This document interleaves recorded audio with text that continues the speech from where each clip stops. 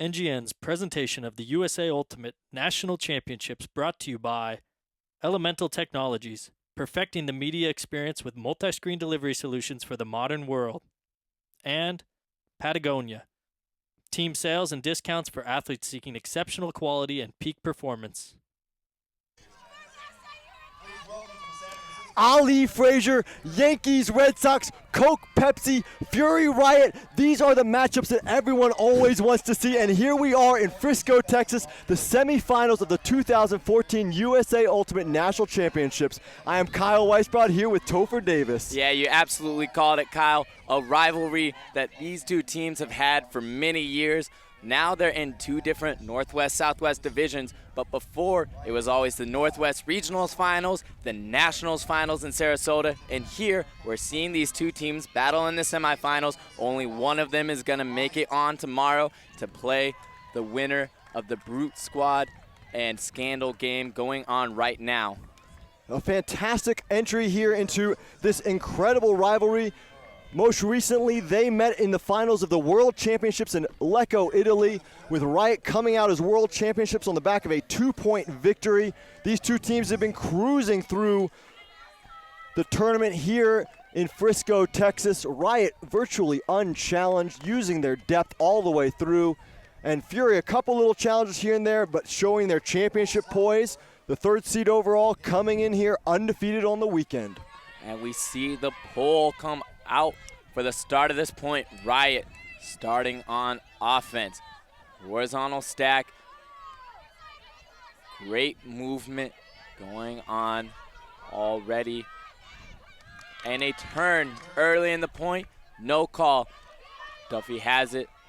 Kayla Jorgensen with the block there on Hannah Kwai, and that is a big early block here for Fury.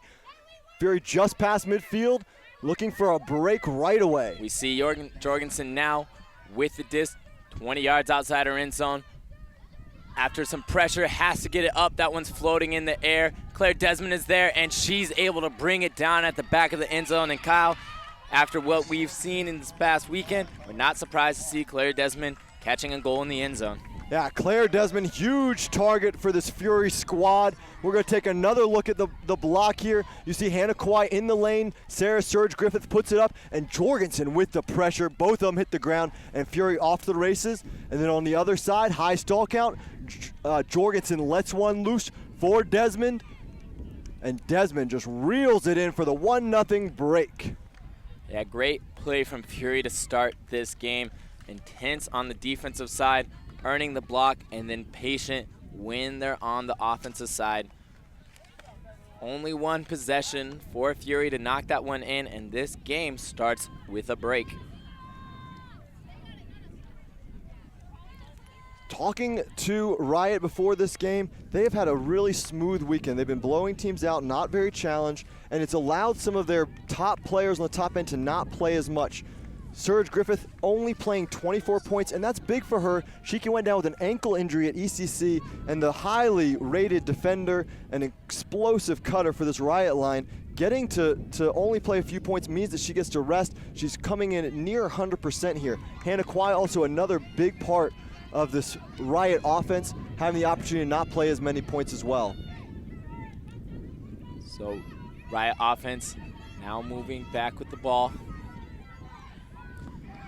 And a block at the point from the throw from Kingery. Fury with another short field opportunity. Carolyn Finney with the disc just outside the goal line. Centers it to Fong all the way across. Great catch there from Maggie Rudin to save possession just outside the end zone. Good job from Fury here, switching the fields back and forth. They've gone from one sideline to another. Now they're back to Finney. She breaks inside and just over the head of Liz Duffy. That was Nazarov, unfortunately, who could not come up with it for Fury. But Fury immediately putting pressure on Nazarov with the foot block there. And that's 2 turnovers, pressure turnovers that Fury has caused here early. Weatherford is able to get a break off to Ambler, and Ambler sends it deep, trying to get those yards for Fury, and Griffin able to pull it in just before she gets the out of bounds. Now Fury knocking on the door. Riot knocking on the door, trying to score. Kingery with the disc.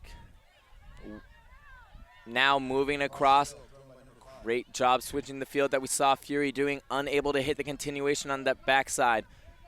Looking to reset to Titcomb, gets it in the middle. Again, looking for that break side, can't hit it, but Titcomb able to find Kingery in the goal. Great job from Riot there to keep their composure, get the disc back after the turn, and then quickly move it with a huck from Gwen Ambler to really start that point off. Yeah, let's take another look at this huck here from Gwen Ambler that's jump-started off of the turnover. She gets into power position and puts out to space to Serge Griffith. And Griffith, great body awareness here, towing the disc, the line while running at full speed. And then on the other side, Kingery springing free here for Titcomb, getting a few yards open on Nazarov and able to punch it in. And Riot gets on the board to make it 1-1. Well, let's take a quick look at our keys to the game here before we start with the third point. For Riot, the big thing for them is to be able to use their depth. One thing that Coach Andy Luffs has said is that their middle of their roster has been playing very well. They're going to need to keep it up for them to be successful here, and they want to capitalize on turnovers with fast breaks and take Fury off guard. For Fury, the big thing for them is quick disc movement. Sometimes they get stagnant in their offense. When they're moving the disc quick, they're very dangerous. And be Fury. And what that means is be the championship team that they have been known to be for the last 8 years. They have that in themselves, and finding that and playing with that championship confidence through this whole game will help see them through. Yeah, and we've seen in this rivalry many times, even if Riot is able to get a lot of momentum, it's almost like Fury has a game plan to beat Riot every year. This year, though, has been a lot different. Riot getting most of the matchups against Fury. We're gonna see how this one plays out. It's sure to be a close one as Fury starting their first offensive point. A play stops in the middle of the field. Looks like a pick call. I think the disc is gonna stay out here with Cree Howard.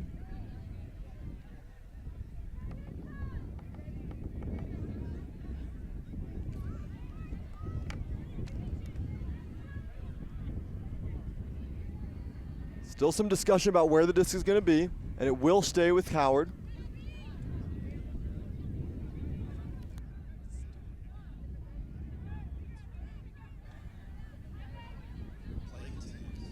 And we're back into play here.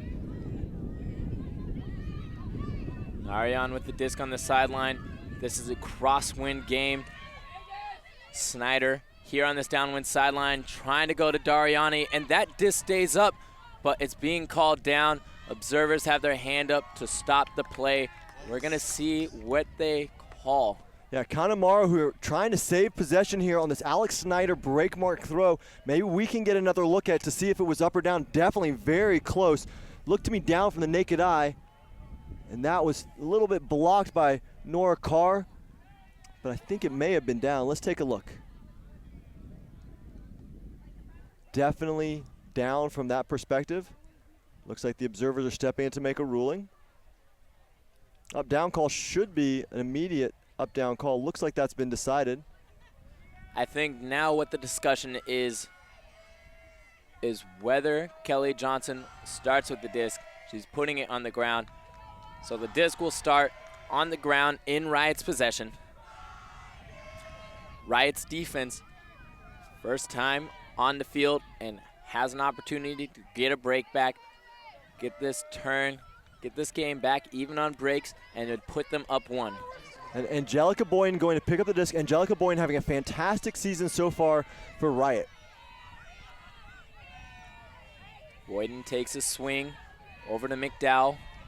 McDowell crosses the field, finding Johnson. There's a pick called upfield. The disc will stay at Johnson, it seems. Carr is in the middle of the field with no defender. Dariani will catch up, get that space. Disc is going to stay in Riot's hands on the upwind side. Again, it's a crosswind on this field.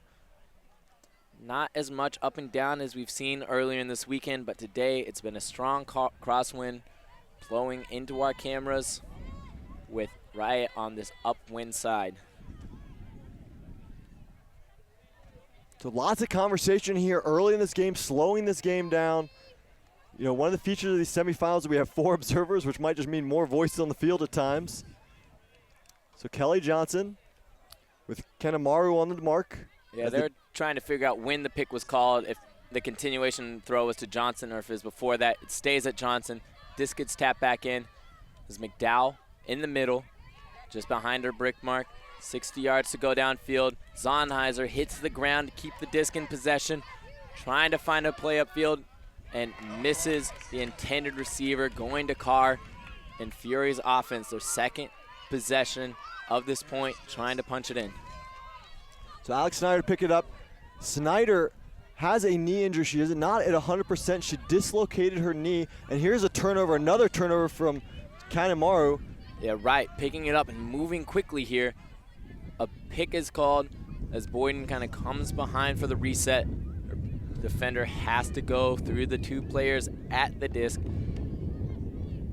And I'm honestly surprised by the amount of discussion at the beginning of this game. You'd think both teams know each other so well, they'd get through these types of things quickly. But so far, kind of a slow game from both teams. Well, I think it's just sloppy movement on the field creating these picks, and that's the problem here. And we've seen this in the open division with the vertical stack, but even with the spread type offenses and the horizontal offense these teams are running, we're still seeing a lot of picks.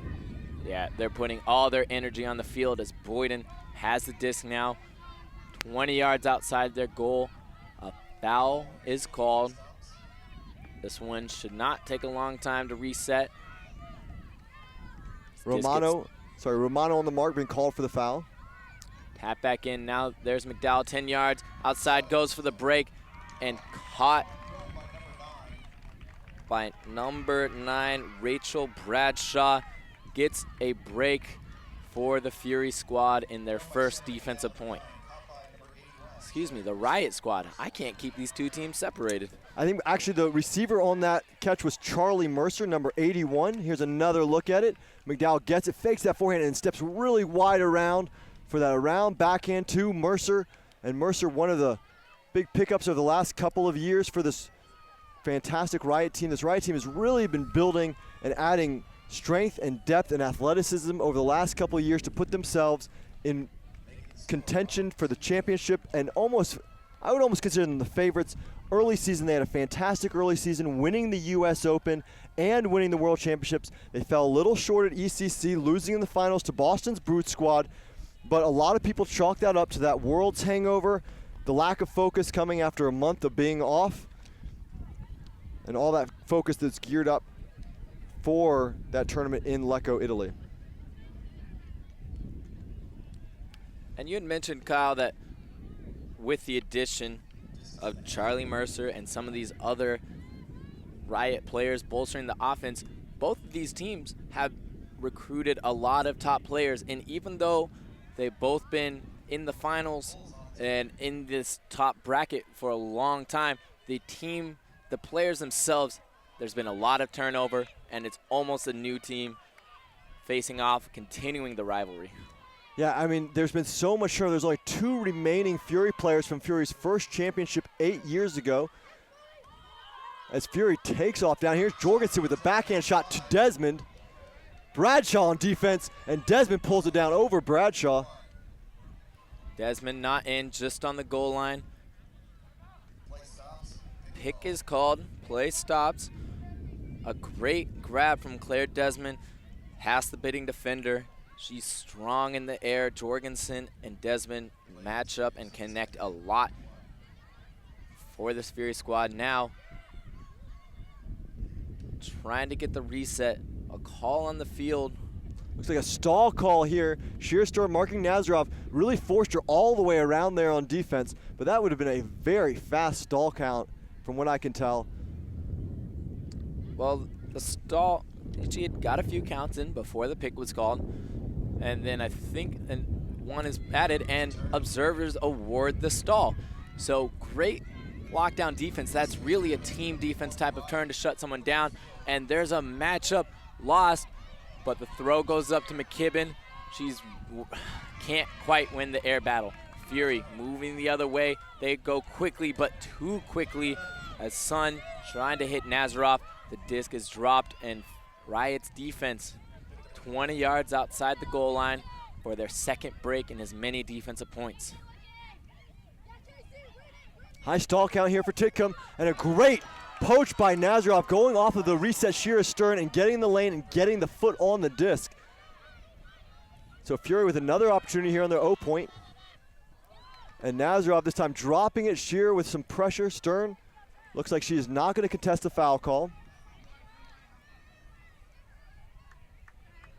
So Fury moving quickly like we had said they need to, Kyle, as Claire Desmond lays out to keep possession in the middle of the field. Now finds Nazarov on the reset. Doesn't see Jorgensen on the other side. Instead, attacks the break side on the upwind. I think that's smart for the team to do. Sun with the disc now. On the upwind sideline. Could break up the line to Jorgensen. She's 5 yards outside the end zone. Fury was just here. Riot with great defense in the end zone. Sun and Jorgensen playing it back and forth. Back to Sun in the middle. Looks to a break on the inside and finds Claire Desmond for her second goal of the game. Fury ties it 2-2. And Desmond all over the place in this point. And, you know, she is just such an impact player. Rachel Bradshaw taking the matchup there, putting pressure on. And here's a look at this. Nancy Sun with the disc. You're going to see Desmond coming across in that little IO break lane that Fury loves to hit. And Bradshaw not able to put on enough pressure. And this is something to keep an eye on. Who is Riot putting on Desmond, and how are they doing? Is there anything that Riot can do to contain Desmond? So now we're tied up 2-2. We have a timeout on the field. Fury is going to take a timeout to see what they can do early in this game. And Fury coached by Matty Zhang, as we see him here in the screen. And Kyle, I believe we are going to go into a commercial before we talk about Matty Zhang. Welcome back to the semifinals here between San Francisco Fury and Seattle Riot in the women's division of the 2014 USA Ultimate National Championships. We are on serve here, 2-2. Both teams have traded a break early. And Fury, scoring in the offensive point, takes the timeout, which is a rare coaching decision that you see. Most of the time, timeouts are used as bailouts or times when you really need to reset your team after a couple breaks. But Matty Zhang decides to take the timeout early in this game, maybe seeing the sloppy play from his team early, wants to iron that out now. Because if you can get an early advantage in this game, it's so strong for your team. Well, I think the good coaches out there make adjustments when their team is down or they've been broken a couple times and they notice something they can make changes to. Great coaches see the things they're doing wrong even when the team is being successful in scoring points, and that is one of those things that sets Matty Zhang apart. He sees those things, and even if the point ends in a goal, if things are broken, he's going to fix them. A floaty disc from Riot and brought down. That's Khalees Cardenas with the grab, and great awareness there on that floaty shot. Yeah, and that throw going upwind now. Ambler with it. She set up the Riot offense with that huck in their first goal. Now gets it all the way across to Cardenas. Fontenette with the disc. Fontenette and Ambler, two very strong veterans on this team, as a pick is called in the middle of the field. Fontenette has been in this matchup on both the Riot and the Fury side. Now doing it for Fury. Doing it for Riot, as she is in possession with the disc, with Riot's offense trying to get this 1 point advantage. Yeah, she's one of those veterans in the women's division who's been doing this at the top level for over 15 years out here. Just a fantastic player, and look at the break mark throw. This one's hanging, and a fantastic grab again by Khalees Cardenas, coming up twice on this point to save possession for Riot, and this one for the score in the 3-2 lead. Yeah, Cardenas, great heads-up play, and not surprising if you've been following Riot. Cardenas makes a lot of athletic plays, and both of those plays, though, coming off of breaks, trying to go into that upwind side, and it pops up in the air. Good heads-up. Both teams are going to have to be ready for those second, third chances when it's not going to the intended target. Yeah, we were not going to see, if you watched earlier today, the Vancouver Traffic versus Portland Schwa game, it is not quite as windy out here as it was this morning, but the wind is definitely playing a role in this game. It's a cross-field wind coming towards the cameras, at about 10 to 15 miles per hour with even stronger gusts. So we're going to see some throws float in the air that way. And if you watch the mixed game on tape delay in the semifinals, the wild card versus Seattle mixed game, when teams were successful at keeping it at the high side on that upwind side of the field, they had a lot more options and were much more dangerous offensively. It'll be interesting to see how these teams handle moving the disc to the upwind side of the field and what kind of strategies they employ defensively to contain the other team's offense. Right, and speaking on the defensive side, we've seen a lot of teams force into that downwind, but that leaves the Hucks open. So on both sides, you got to play that chess match type of game to figure out where you're going to leave the thrower the options. Now, it looks like they're leaving them the option to get the upwind. It's a loose cup from the Riot defense, stopping those upfield throws, making them go around and beat those first three handler defenders before they can attack upfield. Now Snyder with the disc, and playing it back and forth between Snyder and Kanemaru. Kanemaru now with the disc, drop to Snyder. There's a containment zone look here from Riot. I believe they refer to this one as their umbrella, and the way it functions is the person in the middle up front goes straight up, and if it gets to sideline, those side people mark and force middle. Now they've transitioned to person-to-person defense. Roach with the disc on the sideline. This is a tough spot. They're trapping, but Snyder gets it. Looking to continue, can't hit it. And a high count, gets it off to Kanemaru. And inside, almost caught by Christy Bowen on the layout, but that is gonna hit the ground. Riot with possession. In this vertical stack, they attack upwind, getting it to Johnson. Now on this upwind sideline, back to Johnson. Takes a swing to Stern. Yardage upfield, Griffin with the disc. And a near poach D from Fajardo. Johnson now with it, Johnson and Stern holding down that backfield. And a throw from Kingery floats in the air. Both teams there and knocked down. Cree, Howard, not gonna let anyone else have a chance at that one. And it looks like Christy Bowen is down here on this play. Looks like she's gonna take one. And Nancy Sun gonna come in for her.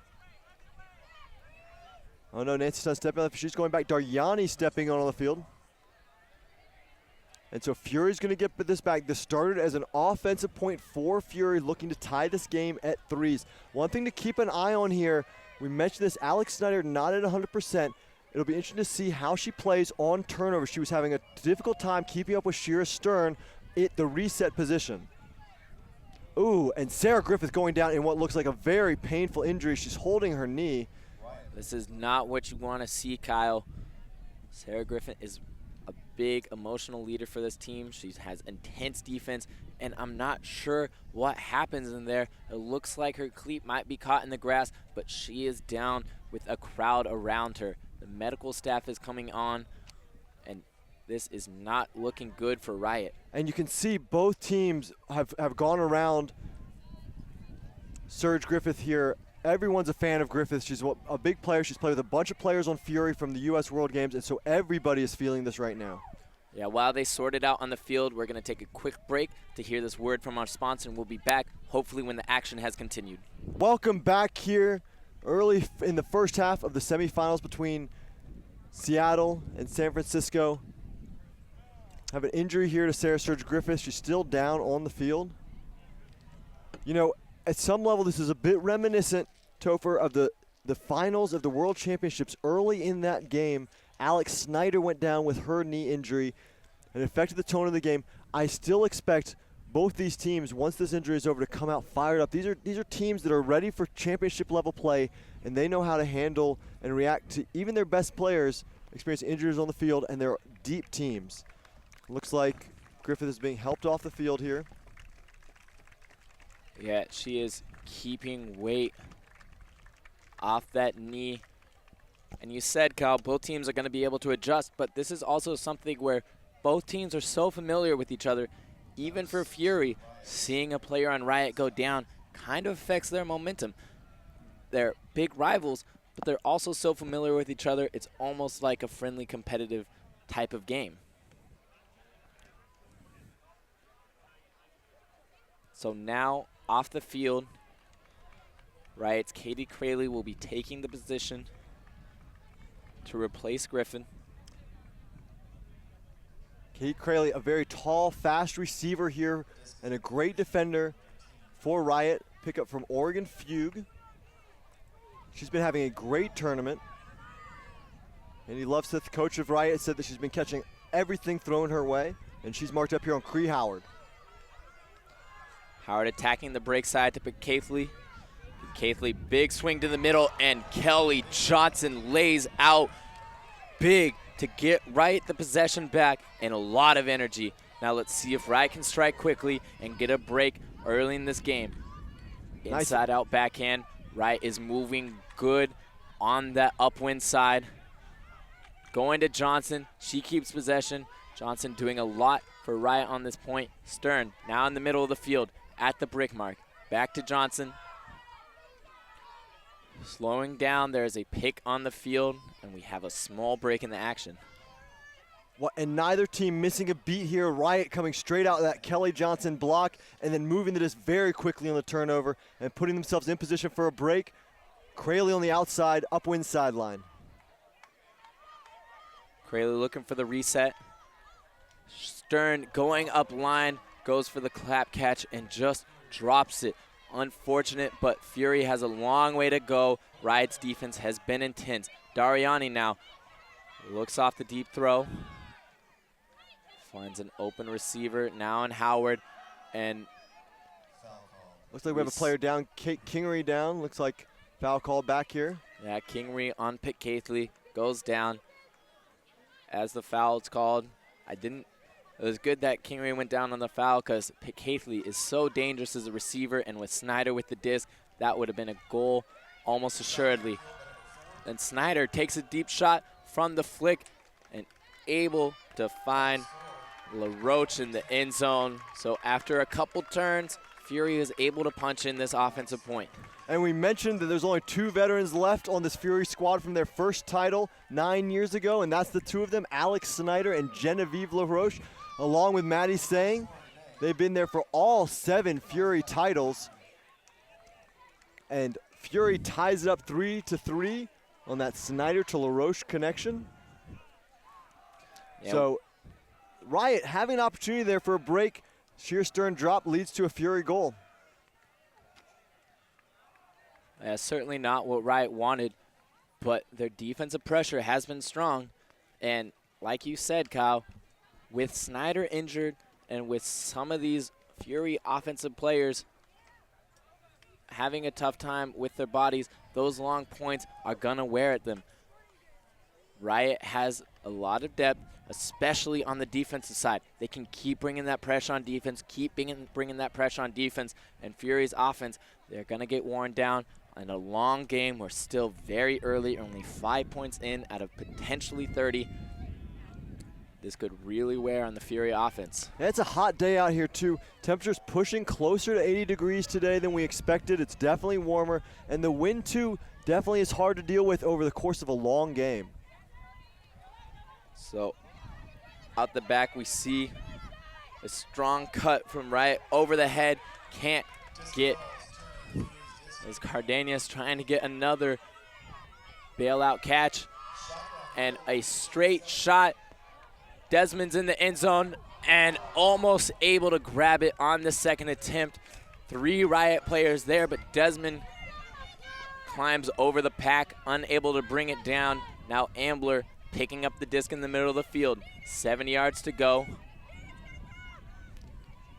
That was a point-saving, break-saving play from Angelica Boyden there, getting her hands on it. And Dominique Fontanet coming down with that one at a high stall count.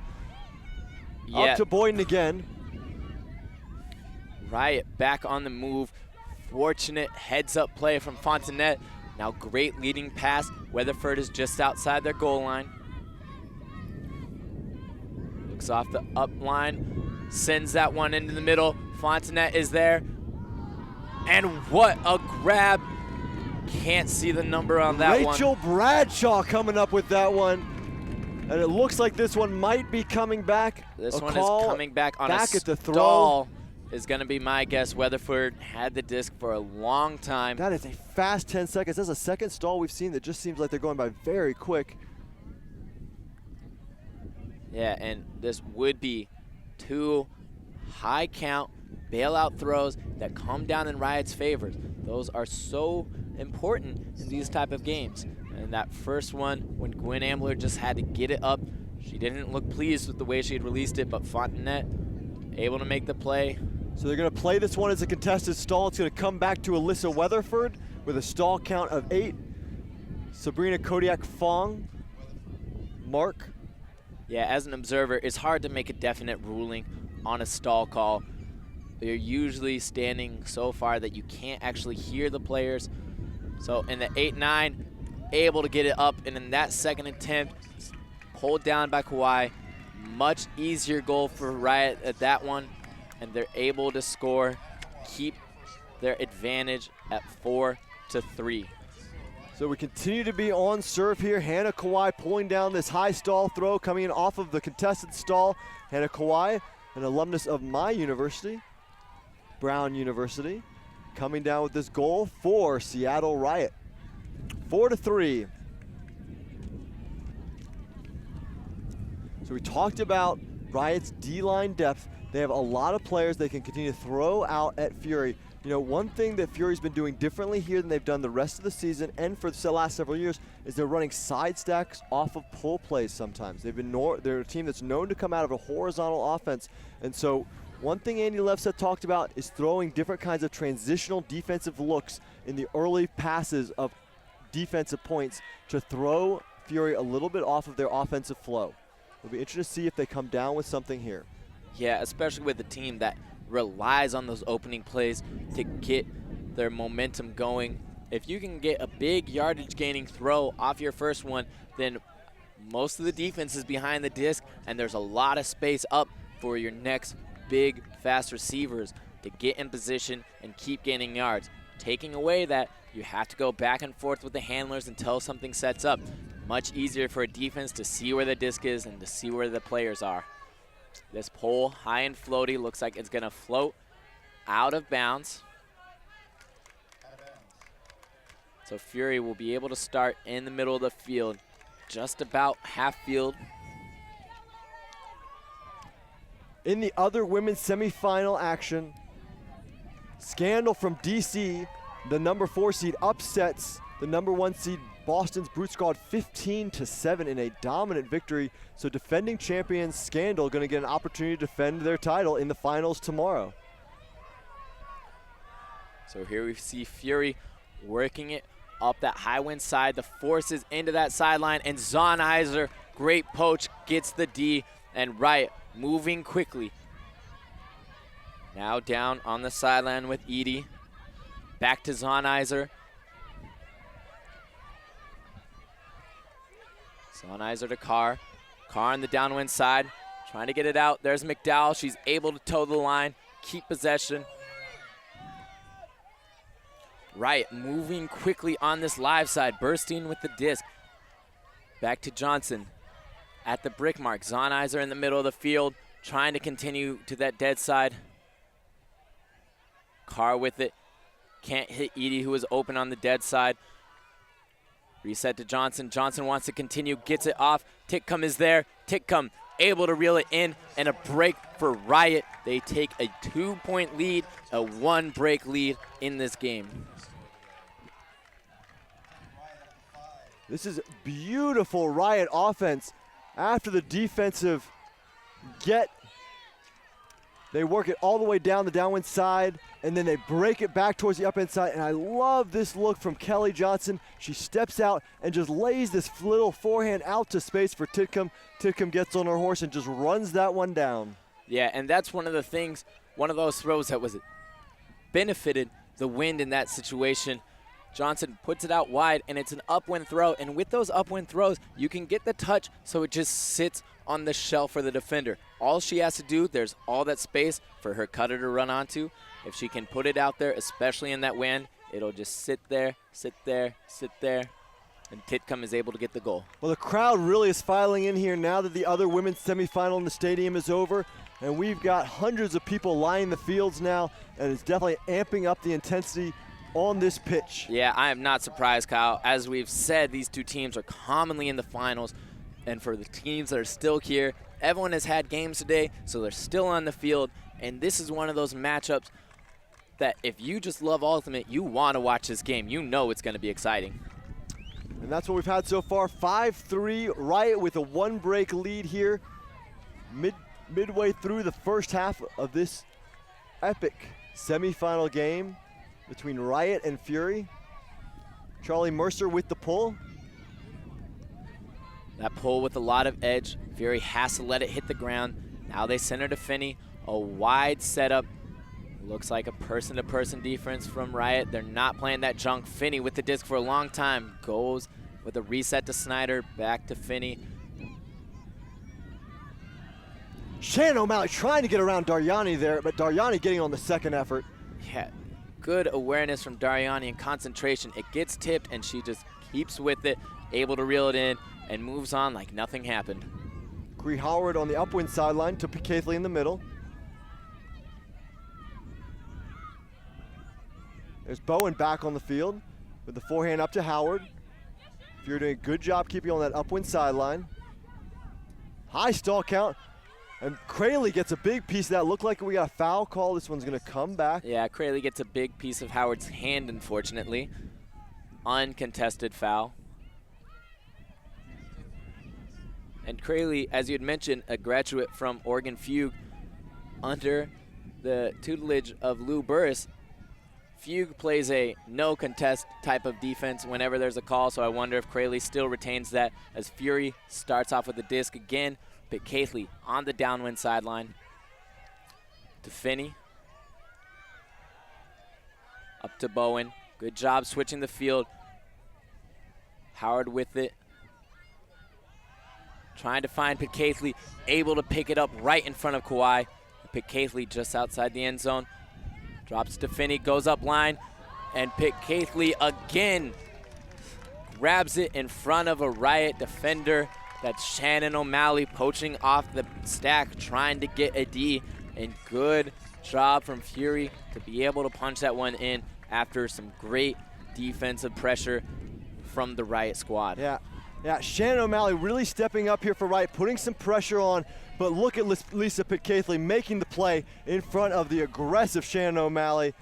And that's a big point for Fury after getting broken, getting their D-line back on the field, and getting another opportunity here for a break. Down 5-4, Seattle Riot with the one break advantage here. So Hannah Kawhi on that point drawing the tough Lisa Pitt-Keithley matchup, and Lisa P stepping up there in that red zone offense.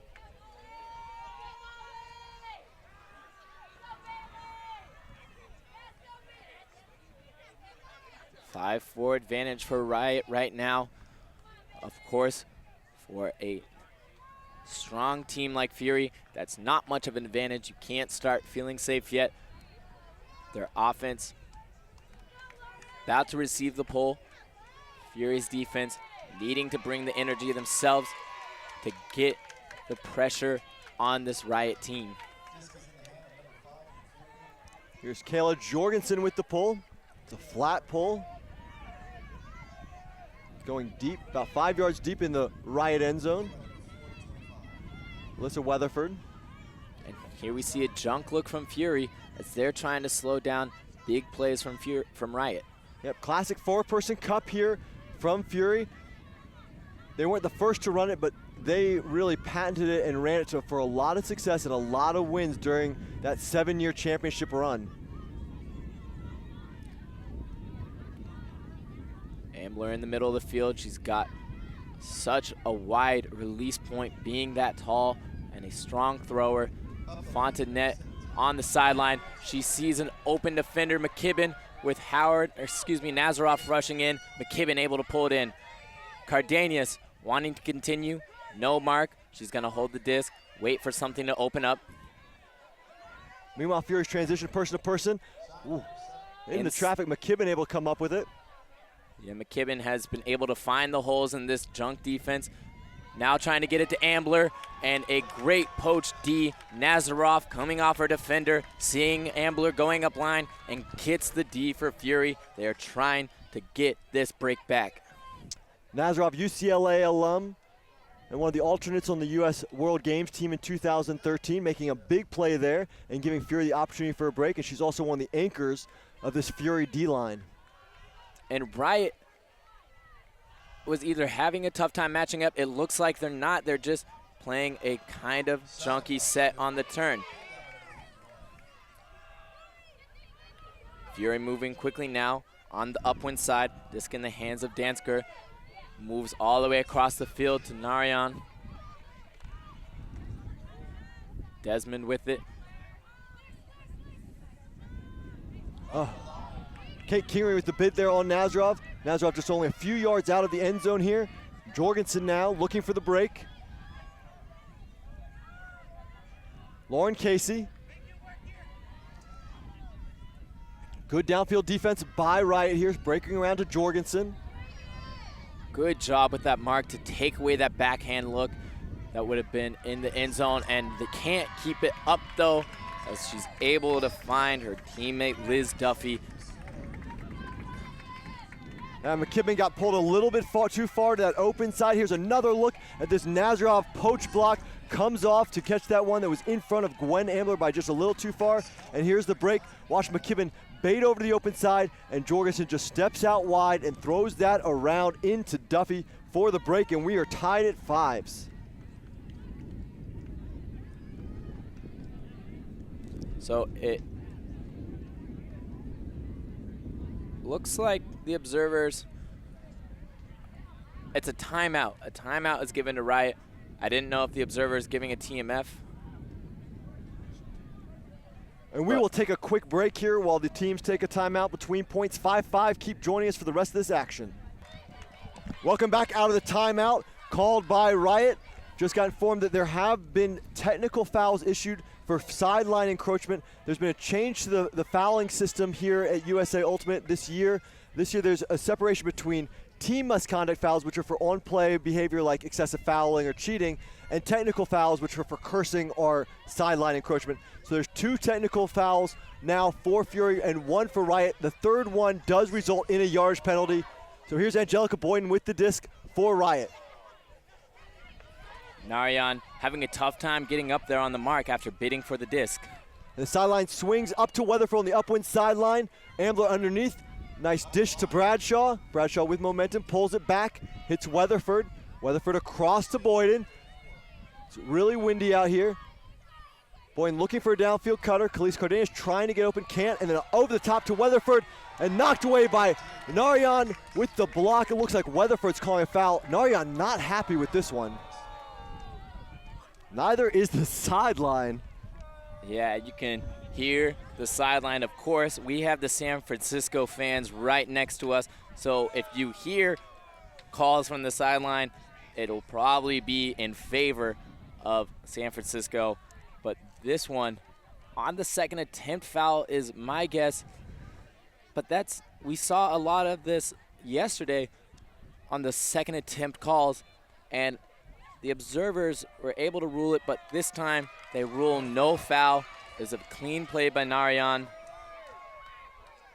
Interesting. Weatherford trying to stop the play after the call here. She's not, I don't know exactly what's going on. Oh, she's waiting for the check from Narayan. Yeah, Narayan had just taken off after hearing the call. Of course, you have to wait for everyone to get set up. Now the disc gets tapped in. Everyone can move on the live Frisbee. So here we go with Carolyn Finney going up to the upwind side. Narayan with the disc. Back to Finney. And distributing across the field here. Fong. Marked by Gwen Ambler. Gwen Ambler, big mark. Oh, under the foot. And Fontenette with the pressure. And so Riot gets it back. Looks like Ambler's going to slowly make her way back to the disc.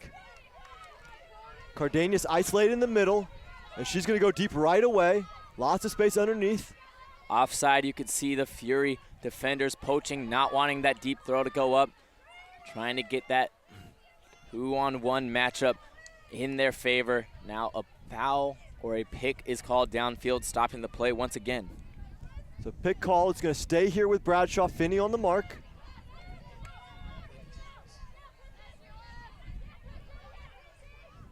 Out to space to Boyden. And Boyden with momentum chooses not to throw it, goes back to Bradshaw across the middle. Physical there from Fong on Ambler, but Ambler able to get it up to Boyden. And Boyden with another big backhand fake. Downfield stagnating a little for Riot. High stall count, and Boyden's gonna put this one up. Khalees Cardenas in the area. And Khalees Cardenas unable to get around Bowen. Bowen with good position there, knocks it away for Fury. So Fury, another opportunity for a break here. And Fury moving quickly on this opportunity. Now they have a wide open receiver. Fletcher is there. Great put into space. She is gonna reel it in, no problem. Fury gets the goal and gets a break back. And that is the third consecutive point here for Fury as they take advantage off of that high stall count throw and turnover and work that full 70 in just seconds. Yeah, really able to find Riot on their heels after that. It was a tough shot, a high count, so pressure D across the board, and a great put sitting, really using that wind. It's a crosswind, but a downwind, and that just sits perfectly for Fletcher. Catches it just beyond the goal line. Yeah, Narayan not known necessarily for her big throws, but she does it on that upwind sideline where it's a much easier to throw. Gets the spin and gets the edge under it and just lays out the space to Fletcher. Fletcher, a speedy receiver, able to come down with it. And that is Fury's first lead of the game since 1-0. And they are up a break here and closing in on half. And now the pressure is on this Riot O-line, who is looking like they're struggling a bit. Right, both teams' defense able to bring the pressure strong in this game. Riot's defense was doing really well, but now when they're off the field, it's so much harder for your team to get that momentum if your offense keeps on going on the field and on the field. This is 3 times in a row their offense has been on the field. We'll see how they're able to respond. So Kelly Johnson receives the pull here for Riot, feeds it up to Titcomb. Now Fury's in a 3-person cup, so a different defensive look than they ran before. Lauren Casey in the middle of this 3-person cup. Duffy and Sinacrope on the points. Shira Stern tries to go in the middle to Crayley, and Jorgensen pops in from that wing and gets that block in front of Crayley. And now Fury with another opportunity for a break, and Fury on a roll now. Lauren Casey looking around, finds Nancy Sun. Back to Nazarov, back to Sun, playing a little give-go movement. Nazarov across, Sun looking to follow, clearing that center of the space. The IO throw to Rudin, and then Rudin upwind to Casey. Out wide to Duffy. In the red zone here for Fury. They are settled down. Nice movement. Nazarov takes a look, goes back to the forehand side to Jorgensen on the doorstep. Back to Nazarov. Lots of touches here in the red zone for this Fury offense. Jorgensen. Nazarov going open side. Jorgensen goes around. This one's going to hang. And Kelly Johnson trying to get around. And Duffy can't come down. It looks like she's calling a foul here on Kelly Johnson. Johnson does initiate a lot of contact in there, and then Duffy still makes a play on the disc. That's the initial contact. Duffy has a free option to catch it, though, after the contact. So I wonder how that's going to be called, because it doesn't look like after the initial contact, Duffy is really impeded from catching the disc. But in that first one, it certainly affects her play. Johnson, an intense defender. She got a big layout D earlier today. We're going to see her be aggressive with her body, with her physical play. And here, I imagine we're going to see the observer make a ruling. Foul is called, and the observer rules that it is a foul. Duffy will be able to keep it. And Riot, strong red zone defense here, keeping Fury out of a short field possession.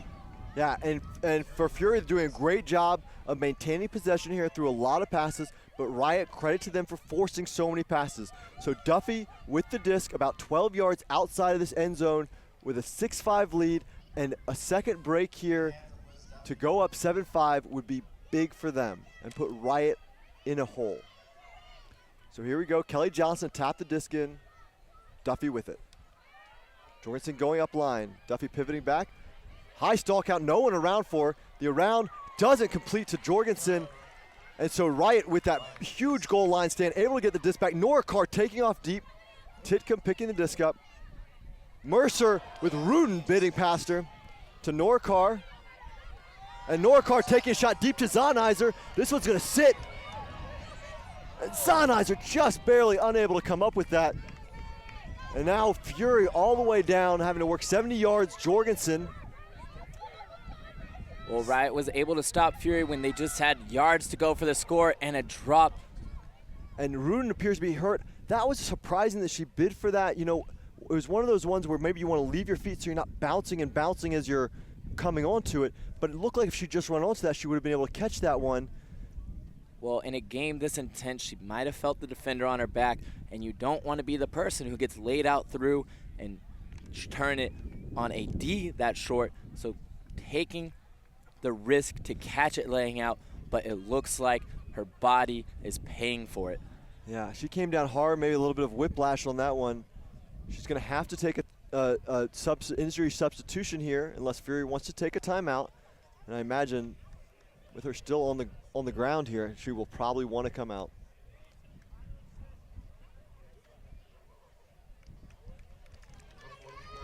So Rudin comes out.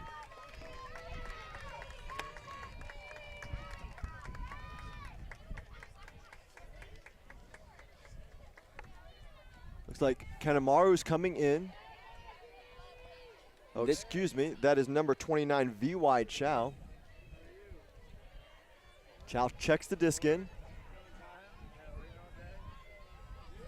Titcomb walks over to pick the disc up. Great opportunity for the Riot D-line here. I believe it's actually an offense point. Really low throw. Norikar digs it out of the ground. Looks like a pick downfield. Zahnizer cuts the break side, and Nazarov gets picked on her. Yeah, that pass to Carr, it looked like she was sweeping the grass on the release. Still able to stay up, get to Carr. There's no look at God. That is a low release. Carr having to get down for that one. And it's a low release going upwind, like we had talked about early in those games. That wind not as strong, that low to the ground. You can zip it to your players, especially to get it on that break side. It's a big advantageous position for an offense this close to the red zone. Looks like we also have a foul contest here with VY Chow and Charlie Mercer. Not sure who called the foul initially. Looks like stall count will be coming in 4 according to the observer. Forced backhand here. Carr with the disc. Looking for Johnson. Johnson with the around forehand to Charlie Mercer for the score. And Riot ties it up at 6s. And what an offensive point for Riot. They turned it short, had to play tough red zone D to get it. Missed a deep hug, had to play defense again, gets it on the short field, and after playing it back and forth in front of that goal line, Johnson is able to attack that dead side. And a great possession catch from Mercer. And that's the second time we have seen Johnson get low and throw those forehands around on marks. She has really nice break mark throws, a fantastic athlete, and a huge pickup from Chicago Nemesis for Riot when she moved out to Seattle this year. She's also a CrossFit instructor, and the team has been doing workouts in her gym, doing CrossFit workouts and other workouts in her gym, and they feel like they're as athletic as they've ever been, the Seattle Riot squad.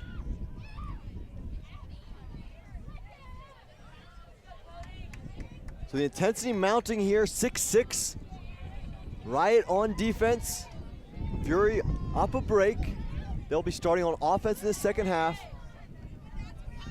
So the pressure from Riot here is big. They're looking to get that break back before halftime sets in.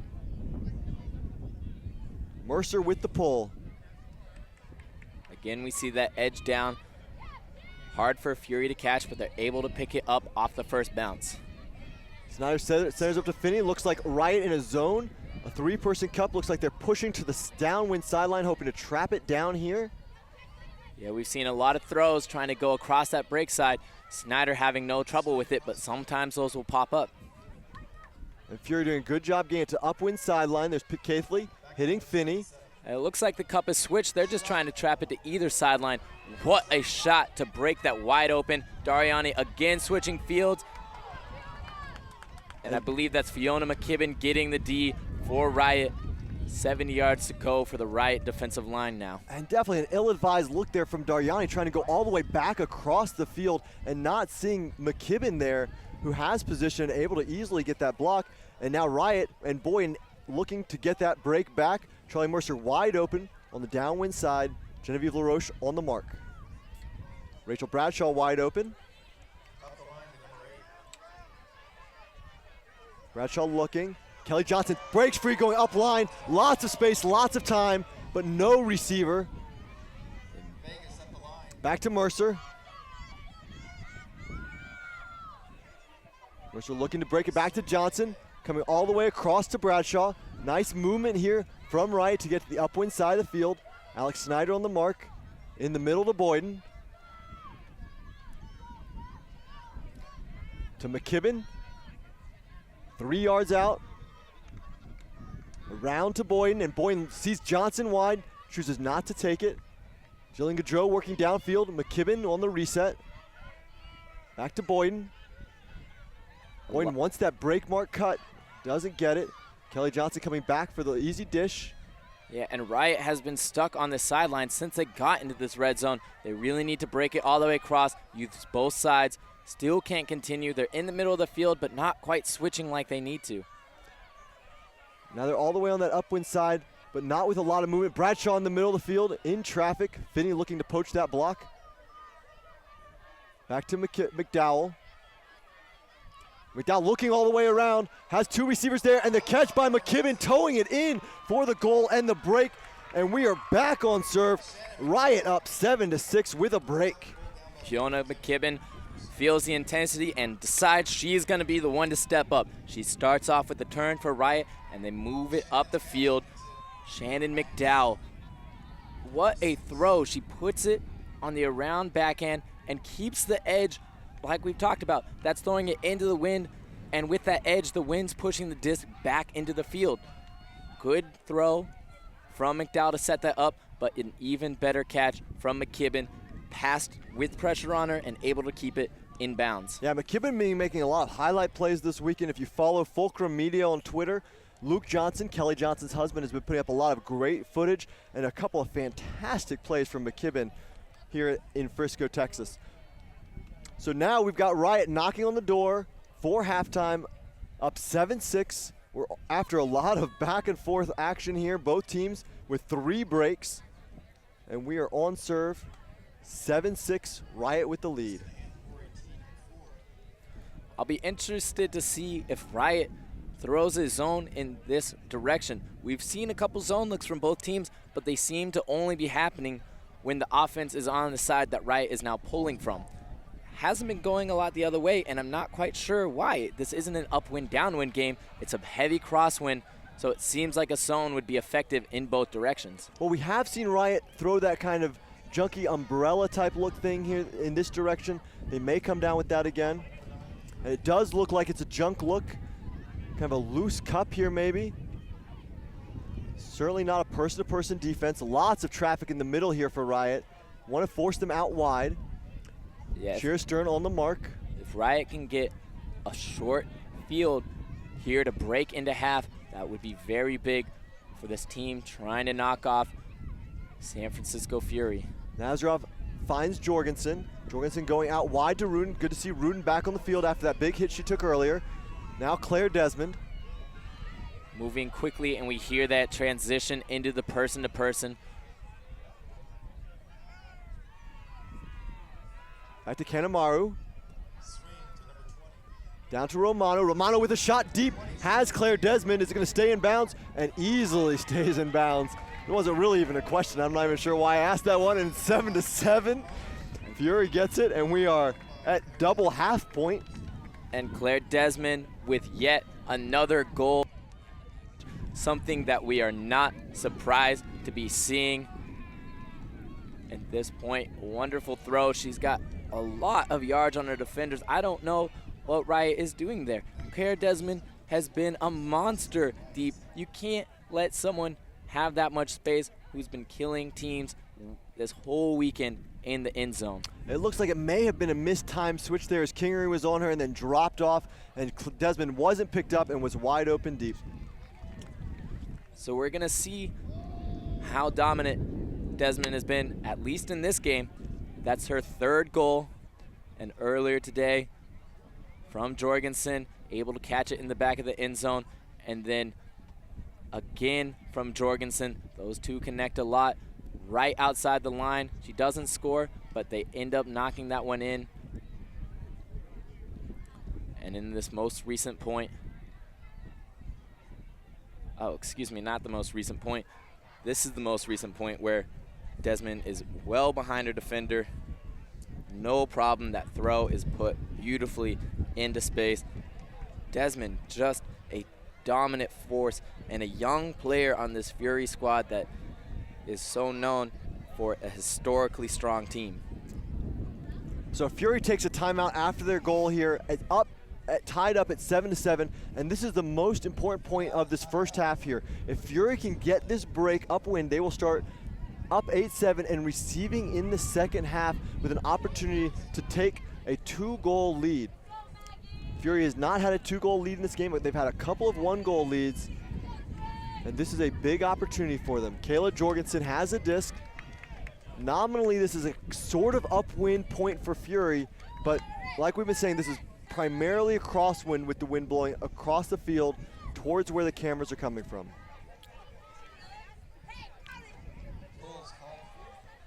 There's Jorgensen with the disc, set to pull. It's going to land about the brick mark. Ambler to pick it up. It's like a little bit of a junky look here from Fury. They're leaving players open wide, pinching the middle of the field. Yeah, and they have a wall from those defensive players. And Weatherford slices it through to Fontanet, but Fontanet can't hold on to it. And here's an opportunity for Fury. Nazarov picks it up right away and finds Lauren Casey in the middle of the field. Casey to Naryan. And it looks like Riot struggling to pick up their matchups. This is not the fastest Riot line they have. This is a very skilled handling line, but they don't have a bunch of the big athletes that we've been seeing for them. And so they may struggle with a couple of these matchups here. Naryan with the disc. Back to Nazarov, being marked by Fontanet. Weatherford on the mark here on Naryan. Around to Nazarov. Fury giving up yards here to maintain possession. Out to Finney on the downwind side. Cardenas on the mark. Finney looking up to Jorgensen. Kawhi trying to get around with her, giving her a break throw. And now Fury working towards the upwind side of the field. Now in the middle with Finney. Riot defense doing a good job containing Fury from getting to that upwind side. They've gotten to the middle and back to this downwind sideline, but that's about it. And now Sarah Davis with a couple passes ago, and now Lauren Casey just a few yards up for the break. Jorgensen going up line. She's knocking. Hannah Kwai on the mark, and now going all the way across to Finney, opening up a lot of space, and Lauren Casey open. Finney doesn't take it. Back to Nazarov. And give and go, and Finney for the goal and the break. Observer signal goal, and Fury takes half 8-7 with a very big break going into halftime. Yeah, that break, of course, started with the drop from that zone look from Fury. Fury was throwing in the wall, and it gives Riot the option. They're either going to take swings, or they have to throw it past the wall. And then on the turn, just possession-oriented, able to go back to the middle and to the sideline. No problem for Fury to put in that break, take half 8-7. So as both teams go into halftime, talk about the adjustments that they're going to make. We're going to go into halftime ourselves. Tune in 10 minutes to see the conclusion for this semifinals matchup on the Next Gen Network. Welcome back, friends, for the second half of the women's semifinal between Seattle Riot and San Francisco Fury. Looks like we've got a false start here from Riot. First half, very exciting. Lots of back and forth play here. And San Francisco taking a break to go into half 8-7. And now they're receiving, looking to open up their first 2-goal lead of the game. Yeah, exactly what we would have predicted with these two teams, Kyle. No one has really gotten a clear advantage, even though both have played strong on both the defensive and offensive side. This one's gonna come down to the end of the game. Who wants it more at that point? Fajardo centers it up to Snyder. All the way across to Nazarov. Jorgensen isolated in the lane. Can't find her. Fury, looks like Snyder trying to work to get open. Boyden with a huge layup block, but Snyder able to come down with it. Observers calling her in. Great play on both sides, and now Snyder looking underneath. Nice little pass through the middle. Dish out to Nazarov, and Nazarov takes a shot to Desmond. Desmond cannot run this one down, so Riot opportunity here to get one of the 2 breaks that they are going to need. Yeah, and what a play by Snyder and Boyden. Boyden taking the inside edge, getting that layout D, but Snyder with the incredible concentration to catch it and toe the line. But after that, Fury moving quickly, maybe a little too quickly, overthrows Desmond, and now Riot in control. So Titcomb with the disc here for Riot to Nora Carr. It's getting very noisy on the sidelines as folks start to have a little fun after their season's over. Boyden looking downfield, another big backhand fake. She really loves that wide swing fake. Here comes Titcomb. Titcomb with a big backhand fake. Boyden coming across, and Titcomb looks to break. This one's going to hang up, and Fajardo knocks it out of the air. And so Fury getting it right back, only 10 yards outside of the end zone. Short field and a great opportunity for Fury's offense to punch it in. And you gotta love having Snyder with the disc here. Snyder being forced backhand. Jorgensen isolated, now looking, and here comes Nazarov up line, and Kelly Johnson on the bid, but Nazarov comes down with it, and the first 2-goal lead of the game for San Francisco Fury, up 9-7. And everyone saw that cut coming long before the throw went off, especially Kelly Johnson. When her offensive player started going up line, and it was a high count, of course it was going there. She tries to get that inside edge, but a good put from Snyder, keeping it away from Riot, and a great goal pulled in by Anna Nazarov. Yeah, Nazarov with just a little bit of shake there, drew Kelly Johnson in, and then just blew past her. And Kelly Johnson athletic, but not quite able to make up that distance. Maddie saying rallying the troops here, up by 2 points, and they can feel another trip to the championships coming on.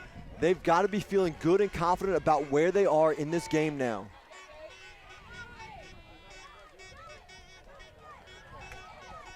Cal, you mentioned the energy from the sideline. I tell you, it is quite the scene out here. All the volunteers, all the leftover players, all the fans here in Frisco, Texas, really bringing the energy. A great game to be watching, especially here live in the atmosphere of Nationals. There's Alyssa Weatherford giving some instructions to her teammates as what she wants to see. Alyssa Weatherford, one of the generals behind the disc here for this Riot offense. And here's the pull from Cree Howard. He's going to sit on the downwind sideline here. Shannon O'Malley to pick it up, center it up to Weatherford. And a side stack from the downwind side, maybe trying to isolate cutters to that upwind side, but unable to hit the 2 front. The first 2 cuts, takes the reset throw to Ambler, and now Riot's offense back going after their opening play gets shut down. Yeah, some aggressive poaching here from Fury in the lane. O'Malley with the disc now, finds McKibben on that downwind sideline. Looks like, I think we got a travel call here. Shannon O'Malley really loves to throw and go. Finney calling that she picked her foot up and left. Stall count coming in at a 2. We are O'Malley wants some activity. Alyssa Weatherford trying to go up line. Good defense there from Fong, and so O'Malley's having to put it deep. No receiver there. Great defense from Fong. Great shutdown defense all the way around from Fury on that one. And now Fury an opportunity here to really open up a lead early in the second half. Yeah, and this would be a lead that we haven't seen from either team so far in this game. 3 points, so big, especially in this second half. As your legs get tired and the game wears on, it's a lot harder to make those runs, to make a comeback as a team. But there we see a turn, short field, and Riot, a great opportunity, just like Fury had when they turned it. They got it back. Now Romano gives that one right back to Riot. I'm not sure what she's looking for, but Weatherford picks it up here. Well, Khalees Cardenas isolated. Gwen Ambler working on the reset, able to get open on Romano. It looks like a foul call here from Ambler. So it's going to be not contested. So we're going to get a stall count of 0. Ambler centered in the field. Yeah, and Ambler was really trying to get to that break side throw as Kawhi had put the move on her defender. There we see it again. Ambler puts it up, and Kawhi, 2 great moves in a row on the front of the stack, able to punch it in. I think we've got a foul call here. A lot of people are rushing the field, but looks like a foul call. Romano calling a foul on Ambler here, an offensive foul, stepping through her mark. And it looks like it's maybe not. She's not going to call it. Goal for Riot. Good move with the observers there to step in quickly before the conversation gets out of hand and both teams have to get off the field. They just declare it a goal. Riot is able to continue their celebration. And you see, when you see that foul called on the offensive player, on the handlers, a lot of the times it's a result from the mark being very, very close. And it's tough to make that call because you're getting pushed off, but you are supposed to leave that disc space for the thrower. So if your body's on the player and they turn to push, it's going to be a foul. You're going to have contact as the defender, but in general, you're the one initiating that contact. Good call from the observer to not let that go back, and Riot able to score.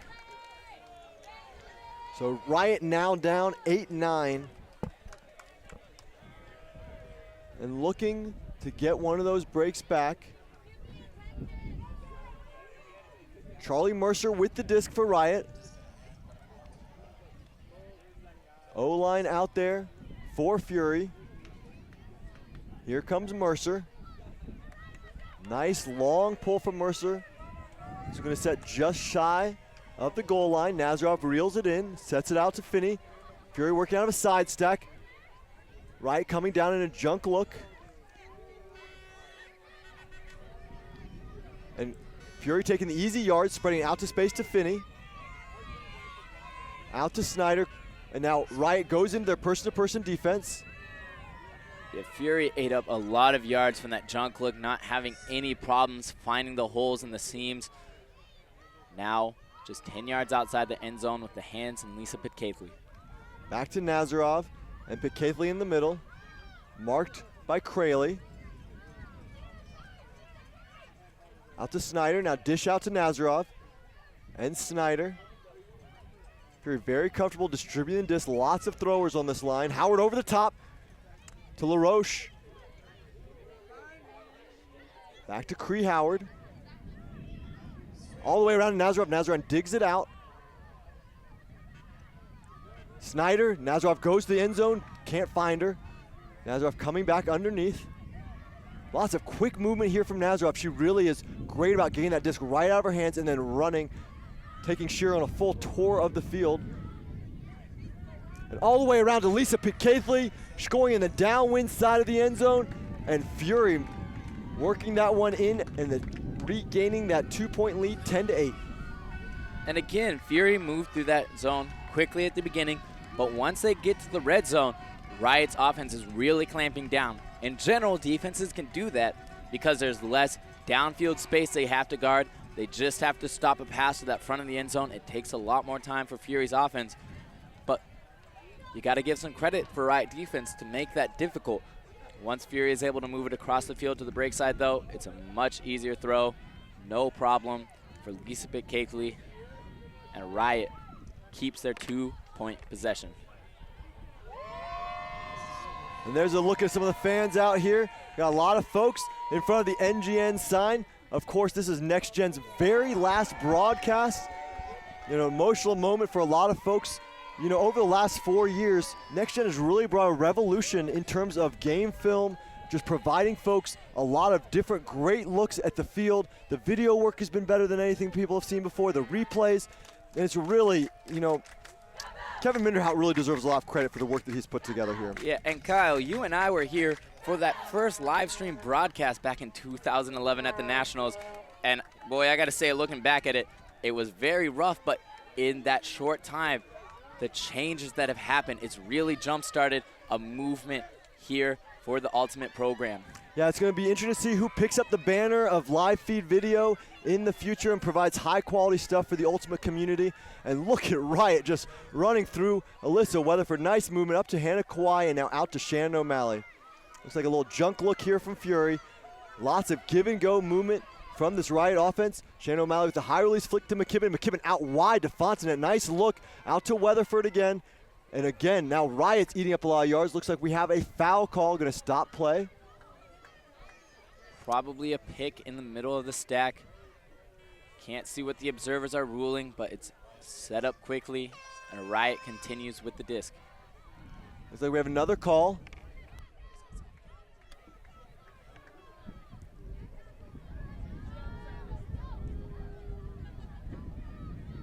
Looks like Gwen Ambler calling a foul here on this reset.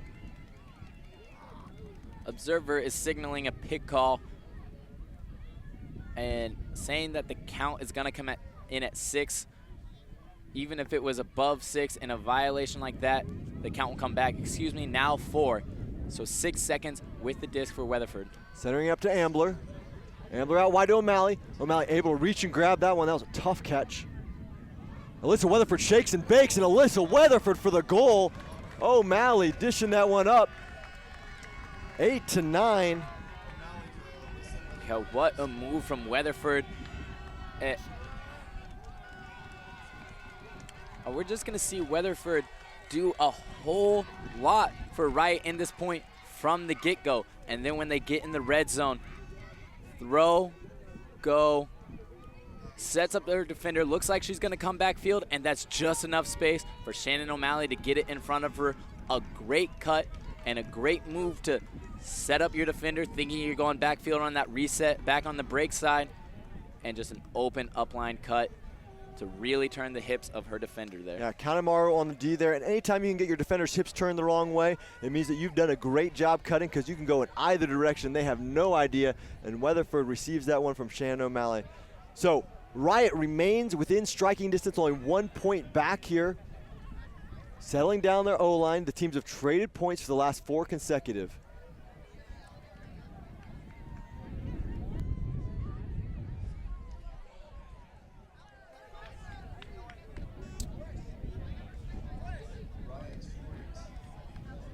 Rory Titcomb with the disc here. That's right, looks to figure out a way to stop this Fury O-line. They're very successful in the first half, getting a lot of pressure, getting the turns, but in the second half, Fury's offense seems to really clamp down, reset their focus, and they're looking like they're in that championship groove that we've seen so often from them. Sun gets the centering pass out to Snyder. Being marked by Stern. Narion with no one around her. Lots of yards, finding Bowen. Yeah, everyone saw Snyder with the disc, and Riot just sat deep, didn't want that deep throw to go up. Now underneath, Daryani with the disc. Daryani dishes, Sear Stern on defense against Snyder. Snyder looking. Lisa P. and Katie Crayley with a huge layout block. Great D from Katie Crayley there on a tough matchup of Lisa Picaithley, and she is able to lay out big, and that's really important, Kyle, especially here. Oh, tip block, but still picked up by Mercer. She's going to Crayley, and that just rifles out of her hand. Kyle, that D was very important, and so is this possession for Riot in general as a soft cap went on in the last point. That means this game is straight to 12. We will see if Fury is able to score, then they're 1 point away. If Riot can get this break, it's an even game, tied at 0s, the first of 2 wins. Yeah, and Riot really needs this one. They're going to be backs against the wall, needing 3 straight scores to win this game. Fury, though, having to work 70 yards right now as Nancy Sun gets the disc. Sheer Stern on Snyder. Snyder out wide to Lisa Pitcaithley. Nice move here from Sun as Sun falls over, marked by Angelica Boyden. Sun looking back to Nazarov. Out to Lisa Pitcaithley, marked by Crayley. Yards to Daryani. Charlie Mercer, and here's a shot from Daryani deep to Narayan. Narayan wide open on Rory Titcomb, and 11-9. Fury brings it to their game point. Titcomb was trailing Narayan, just not knowing where the disc was on that point. Her back is turned. She doesn't have any help. Doesn't even know that goes up until it's already halfway to Narayan. Can't make the play on it. Fury 1 point away from punching yet another ticket into the final round. Fury with 8 consecutive finals appearance, the first 7 of those championships, and last year was a loss to Scandal. Scandal from the other side of the bracket now in the finals. So Fury, if they can punch one more goal in, will get an opportunity for revenge for last year's finals loss and the breaking of that 7 championship streak. And not only to revenge their finals loss from USA Nationals 2013, but also if they are able to punch this one in, they revenge their loss from the World Games to Riot earlier this year in Lecco, Italy. And there's Matty Sang, and Matty Sang, of course, this is his last year coaching Fury. It's been known to everyone, and that is a big deal. So Fury extending the season as long as possible to the last possible day would be a very meaningful thing, and giving Matty Sang one more opportunity at getting that 8th title here from USAU. So Jorgensen here with the disc and the pull. A lot of pressure for this Riot offense to give their defense another chance to win this game. Out to Khalees Cardenas. Cardenas marked by Nazarov. Out to Hannah Kawhi. Hannah Kawhi getting up, pulling that one down. Back to Cardenas. Right, very comfortable mixing up their handler and downfield cutters. Here comes Hambler. Rachel Bradshaw with some space out wide to Kawhi. Kawhi looking downfield. Stall count getting high. Out to Ambler. Easy reset. Weatherford struggling to get open on Fong here. Ambler looking IO to Cardenas, who bobbles it but able to come down with it on the goal line and push it in to Shannon O'Malley. And so O-line holds 1 point game, 11-10. Yeah, that was a great heads-up play from Cardenas. That break coming from Gwen Ambler, we're gonna see it after this centering pass. Comes fast and on an edge, trying to break that wind. A tough catch, and she's just able to be patient, find O'Malley. Now Riot needs 2 breaks to win this game. San Francisco's Fury in their game-winning possession. And we have to go back to that point before half, tied up 7-7 on serve. And since halftime, all we've done is trade points. Both teams have traded 3 points apiece at this point. And that break to take half is what is setting Fury apart right now. It is the only difference in this game. And it's put it so the Riot needs to get 2 breaks to win this game. So we are gonna show you the Patagonia Play of the Game awarded to Kelly Johnson today. She has been ferocious on the defensive side of the disc, and early in this game, she has a wonderful layout D. Reads her defender well, reads Pitt Caithley well, and just absolutely clobbers the matchup. A lot of credit to Johnson doing it on the defensive side, but she's not a one-sided player. She's great with her throws. Congratulations to Kelly Johnson for getting today's Patagonia Play of the Game. So Johnson on this game point line, as well as Shira Stern, Charlie Mercer, Angelica Boyden, Fiona McKibben, and Katie Craley, as well as Rory Titcomb, who pulled it. Here's Finney with the disc underneath to Cree Howard at half field. Only half the field to go to a finals berth. Alex Snyder with the disc. And Kelly Johnson gets her foot on this one. It looks like it's going to be a foul call. Kelly Johnson not going to contest this call. Yeah, and great spirit there from Johnson. At a time where this is a very crucial turn opportunity, she keeps her head cool, has a nice conversation with Snyder, and Snyder's going to retain possession. Lisa Pitt Caithley, lots of yards here. Kelly Johnson on Dion Snyder. Johnson clears up field, out wide to Finney. Tough catch, guarded by Fiona McKibben. Over to Cree Howard with Titcomb on her. Nancy Sun on the downwind sideline. Easy break upwind to Lisa Pitt Caithley, and Pitt Caithley goes wide to the end zone over the top of her receiver, and Daryani with the goal, picking up the second effort grab and the berth to the finals. San Francisco Fury once again ending the hopes and dreams of Seattle Riot.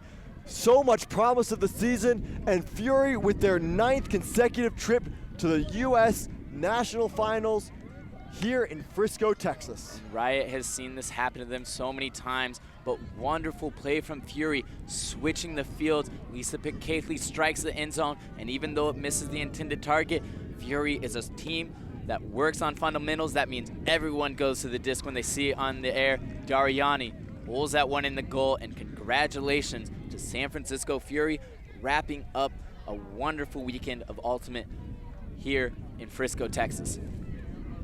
It has been a fantastic weekend of Ultimate here for Next Gen. There are, of course, still several big games left, both of the Open semifinals, which will be on ESPN3, and then, of course, all of the finals will be shown on ESPN3 tomorrow. Hope you stick around and watch those games. Of course, this is our very last broadcast. It has been a fantastic run here for Next Gen. Kevin Minderhout's brainchild. Really want to give a big shout out to the crew. Yeah, the crew, especially our cameramen, they really slave out here in the sun. Aki Odera, Justin Salvia pointing that camera at us right now. Brian Bedord up in the crow's nest. Our production crew, Vin Bowie stepping up as the young director. Ian Unger filling in Kevin's shoes as he was playing for Portland's Rhino. And Suni Haley doing the replay operator. Of course, Kyle and myself, you know, we're just up here talking. It's a great time for us, and we are glad that you're able to tune in and watch an incredible stream. And we just had a great time this weekend of game after game of exciting plays, Kyle. Yeah, and you know, if you liked what Next Gen has done throughout the years to provide really great Ultimate, bring it into your houses, onto your computers, you should give a shout out to Kevin Minderhout on Twitter, on Facebook. Just thank Next Gen for the work that they've done, because really Kevin has put a ton of work in and has helped bring Ultimate to the next level over the last few years and expose all this great Ultimate to all of you guys at home. Yeah, as for myself, I'm Topher Davis, signing out for the last time with Kyle Weisbrod. Vin, why don't you please take us out?